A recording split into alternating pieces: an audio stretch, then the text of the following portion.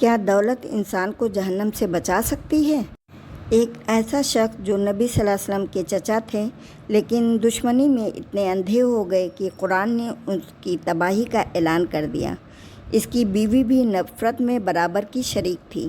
السلام علیکم ورحمۃ اللہ وبرکاتہ میرے عزیز بھائیوں اور میری عزیز دوستوں، آج کی اس خاص ویڈیو میں ہم قرآن پاک کی ایک مختصر لیکن بہت ہی معنی خیز سورہ لہب کا اردو ترجمہ اور سادہ تفسیر پیش کریں گے۔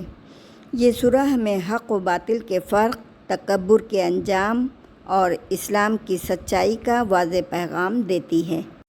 اگر آپ ان سوالات کے سچے جوابات چاہتے ہیں تو یہ ویڈیو اس کی بالکل بھی نہ کیجیے گا، لاسٹ تک دیکھیے گا کیونکہ یہ ویڈیو صرف آپ کے لیے ہے۔ چلیے اب اپنی ویڈیو کا آغاز دعاؤں سے کرتے ہیں۔ اللہم صلی علی محمد وعلی آل محمد کما صلیت علی ابراہیم وعلی آل ابراہیم انک حمید مجید۔ اللہم بارک علی محمد وعلی آل محمد کما بارکت علی ابراہیم وعلی آل ابراہیم انک حمید مجید۔ رب زدنی علما، رب اشرح لی صدری ویسر لی امری واحلل عقدۃ من لسانی ویفقہوا قولی۔ تلاوت قرآن۔ سورہ لہب مکی ہے، اس میں 5 آیتیں ہیں اور 1 رکوع ہے۔ اعوذ باللہ من الشیطان الرجیم، بسم اللہ الرحمن الرحیم۔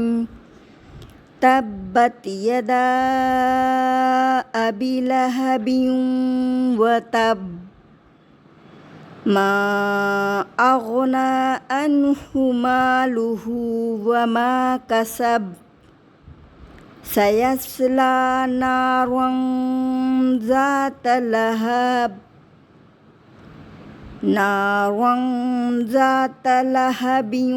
وامرأتہ حمالۃ الحطب، فی جیدہا حبل من مسد۔ ترجمہ: ابو لہب کے دونوں ہاتھ ٹوٹ گئے اور وہ خود ہلاک ہو گیا۔ آیت نمبر 2، نہ تو اس کا مال اس کے کام آیا اور نہ اس کی کمائی۔ آیت 3، وہ عنقریب بھڑکنے والی آگ میں جائے گا۔ آیت 4، اور اس کی بیوی بھی جو لکڑیاں ڈھونے والی ہیں۔ آیت 5، اس کی گردن میں پوست کھجور کی بٹی ہوئی رسی ہوگی۔ تشریح: ابو لہب حضور صلی اللہ علیہ وسلم کے چچا تھے لیکن وہ آپ صلی اللہ علیہ وسلم کے سخت دشمن بن گئے۔ اس نے اسلام اور نبی صلی اللہ علیہ وسلم کی مخالفت میں کوئی کسر نہ چھوڑی۔ یہ سورہ اعلان کرتی ہے کہ ابو لہب کا انجام بدترین ہوگا، چاہے وہ کتنا بھی مالدار ہو۔ اس کی بیوی بھی نفرت میں برابر کی شریک تھی، وہ راستے میں کانٹے بچھاتی تھی۔ اللہ تعالیٰ نے ان دونوں کی سزا دنیا میں بھی اور آخرت میں بھی مقرر کر دی۔ دولت، رشتہ داری یا دنیاوی عزت انسان کو نجات نہیں دے سکتی۔ جو حق کے خلاف ہوگا اس کا انجام برا ہوگا۔ اللہ کے دین کے خلاف چلنے والا کبھی کامیاب نہیں ہو سکتا۔ میرے عزیز دوستوں، سورہ لہب ہمیں کیا سکھا رہی ہے؟ یہی نا کہ سچ کے راستے پر ہمیشہ ڈٹ جانا چاہیے، چاہے مخالفت کتنی بھی ہو۔ ہمیں اپنے دلوں کو قرآن کے نور سے روشن کرنا ہے۔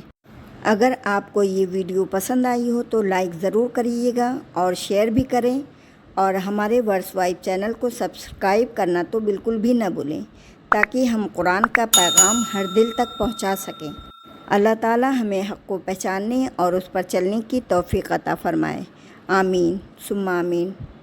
وآخر دعوانا الحمدللہ رب العالمین۔ آج کے لیے اتنا ہی کافی ہے، اب ملتے ہیں نیکسٹ ویڈیو میں۔ تب تک آپ لوگ اپنا بہت بہت خیال رکھیے گا اور دعاؤں میں ہم سبھی کو بھی یاد رکھیں۔ السلام علیکم ورحمۃ اللہ وبرکاتہ۔ اللہ حافظ۔